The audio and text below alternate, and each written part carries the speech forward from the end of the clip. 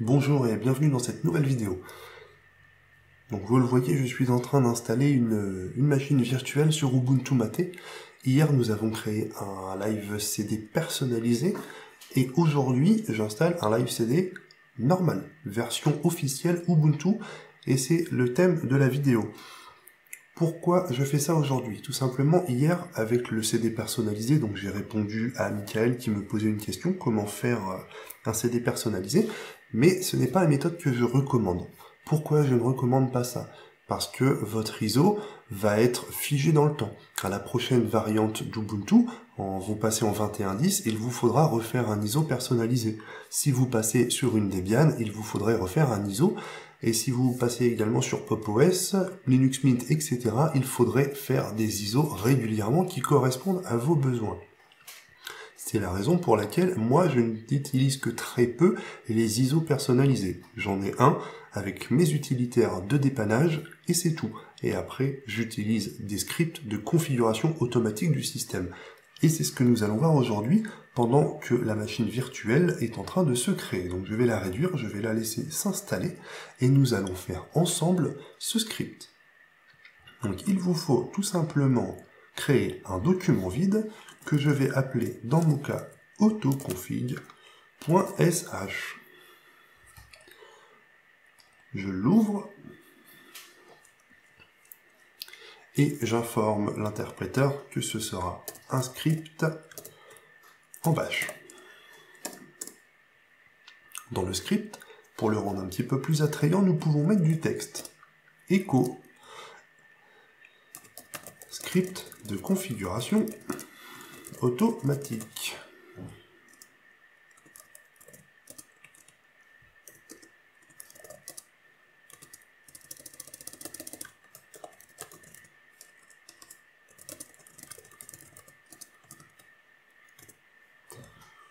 Voilà.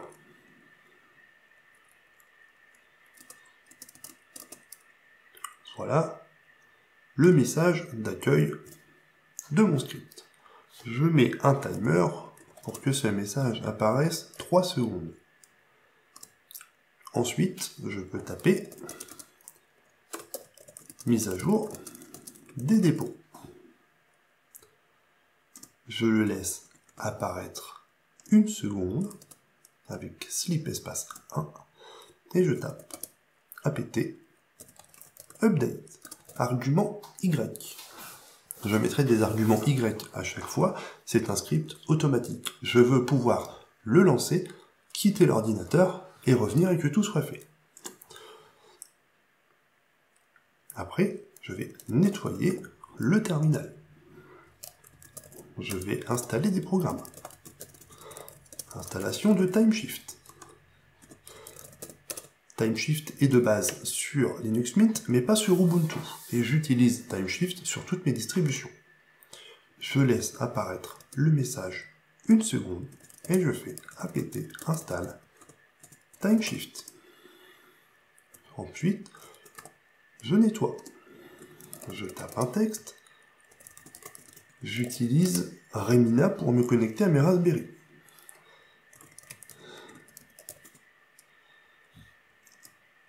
Je laisse apparaître le texte 1 seconde. Et je fais apt install Remina plugin RDP.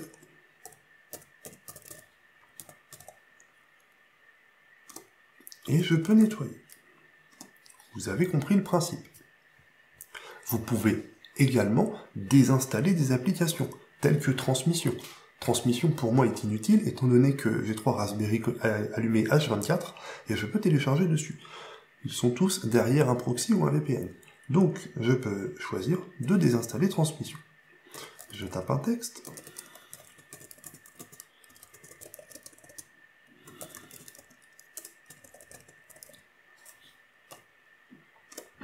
Je le laisse apparaître 1 seconde. Et ensuite, je désinstalle Transmission. Transmission a différentes versions. Si vous êtes sur un environnement à base Qt tel que KDE ou LXQt, vous avez transmission-Qt. Si vous êtes sur un autre, vous avez transmission-GTK. Je veux que le script soit universel, donc je veux désinstaller le paquet transmission, peu importe la suite de caractères. Donc je tape transmission étoile, ainsi que ce soit un paquet transmission, transmission Qt ou transmission GTK, peu importe, il se désinstallera. Je peux ensuite nettoyer. Je peux désinstaller d'autres applications.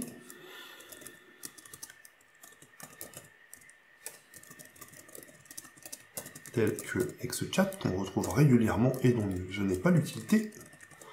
Je mets un timer d'une seconde et je fais apt remove ExeChat. Et j'ai oublié l'argument Y à chaque fois. Je vous ai dit, mais je ne l'ai pas fait, car je veux que ces scripts soient automatiques. Je peux nettoyer.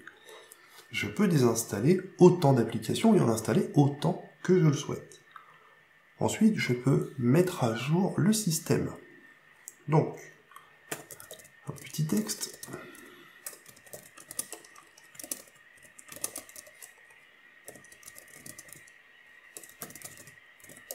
Mise à jour du système.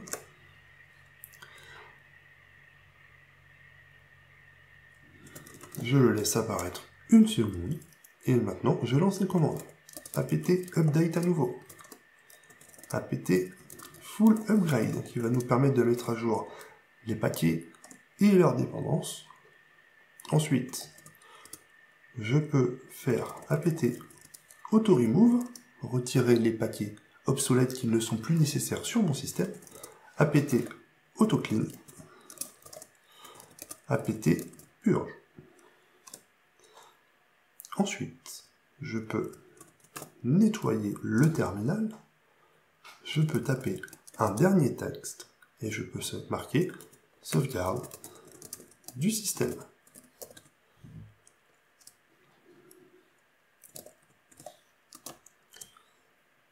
Et là, je suis ambitieux, je ne l'ai jamais tenté. On va appeler ça un crash test. On va tenter de créer une sauvegarde automatique du système depuis le script. Ça, personnellement, je ne l'ai jamais fait, je ne vous garantis pas que ça fonctionne. Et si ça fonctionne, ça pourra être inséré dans mes prochains scripts. On va tester ça ensemble. Une fois que cela est fini, je peux taper un dernier texte.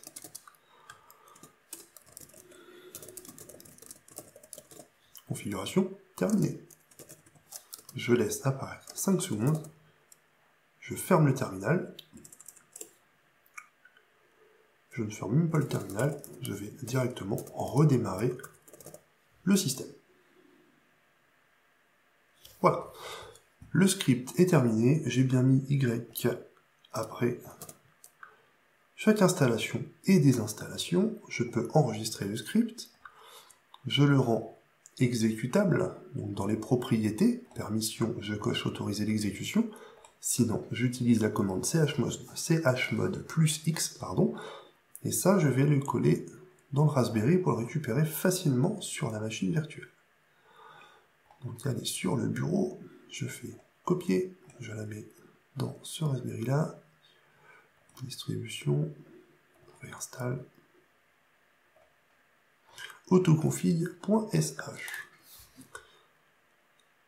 Maintenant, nous allons voir, non, pas ça, nous allons voir la machine virtuelle qui est en train de finir l'installation. Donc je vais finir l'installation, accélérer tout ça et on se retrouve juste après.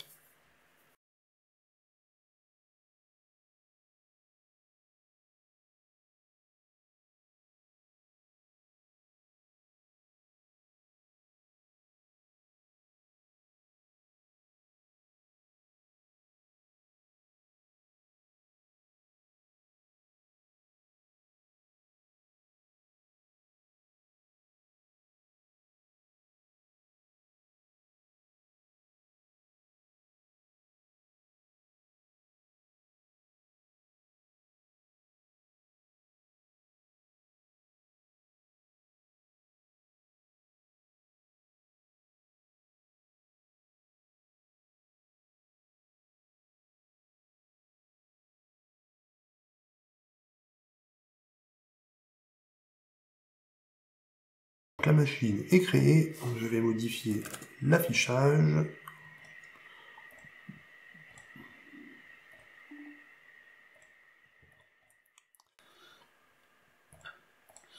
Voilà, la machine est prête, elle est neuve, il n'y a rien dedans, elle est vraiment de base.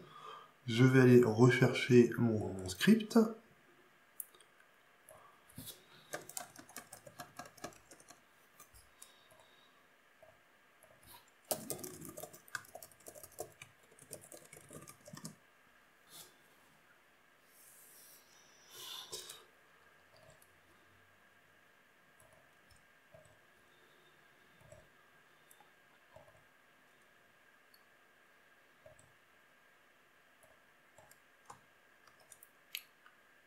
Je le copie, je le mets sur le bureau.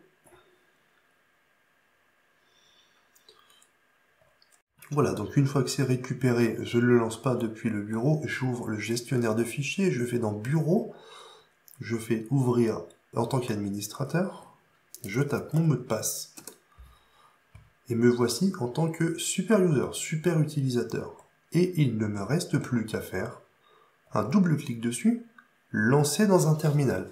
Et voilà votre script qui se lance. Donc le script écrit, mise à jour des dépôts, installation de TimeShift,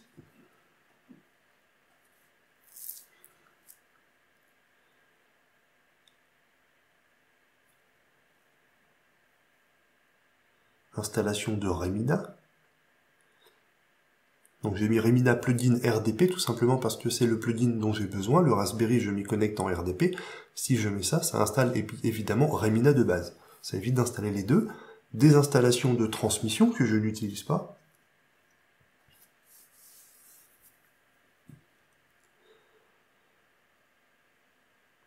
Des installations de HChat, il n'y était pas. Mise à jour du système. Donc là, ça va être plus long.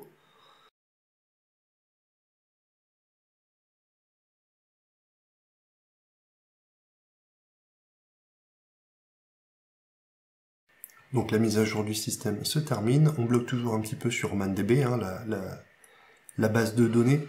C'est assez lourd. Donc en machine virtuelle, ça prend toujours un peu de temps, même en machine physique d'ailleurs. On arrive sur les noyaux.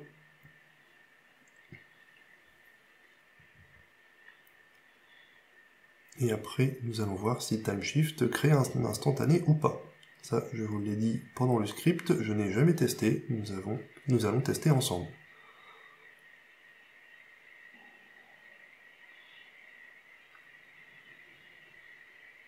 Sauvegarde du système.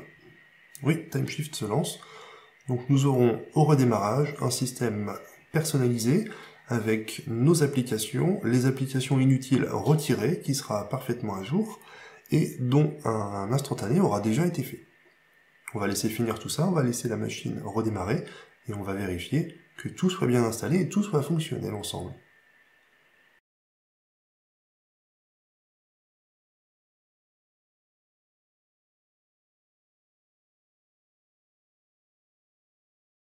La sauvegarde se termine et le système va pouvoir redémarrer. La configuration est terminée. Le système redémarre.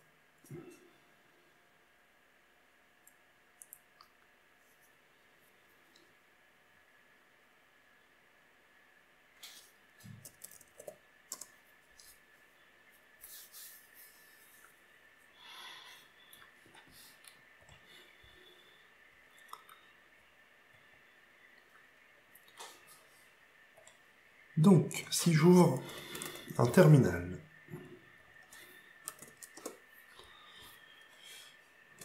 je vais mettre en français.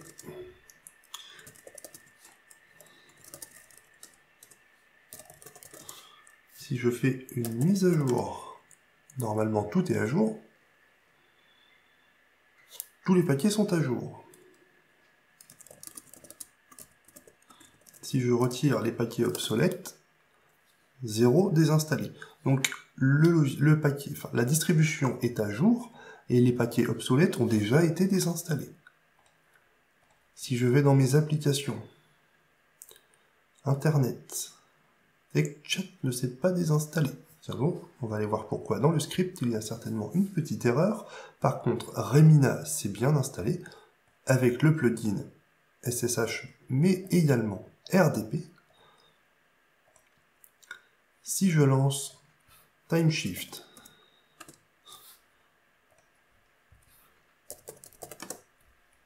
j'ai bien un instantané qui a été fait. Donc ne tenez pas compte de l'heure, il n'est pas 2h12. La machine virtuelle n'est pas à l'heure, mais 11h12. Je n'ai pas réglé l'heure, la machine vient vraiment d'être installée, je n'ai fait aucune configuration. Donc c'est pour ça qu'elle est en anglais et aux États-Unis, c'est l'installation automatique qui s'est fait comme ça. Mais j'ai bien mon système à jour, avec une sauvegarde, mes applications, HeckChat. Nous allons voir pourquoi HeckChat ne s'est pas retiré.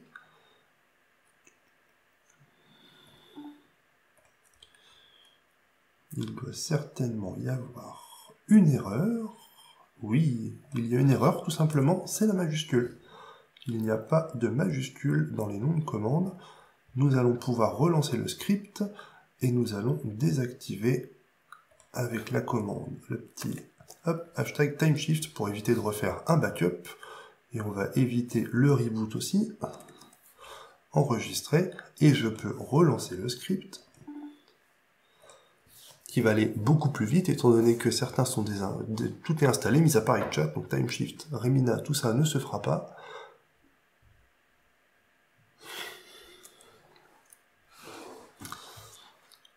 Et là, ça n'a pas fonctionné, tout simplement parce que je ne suis pas admin. Donc, je recommence, je retourne dans le bureau, ouvrir en tant qu'administrateur, et je peux maintenant le lancer, et là, ça va fonctionner. Excusez-moi pour cette petite erreur.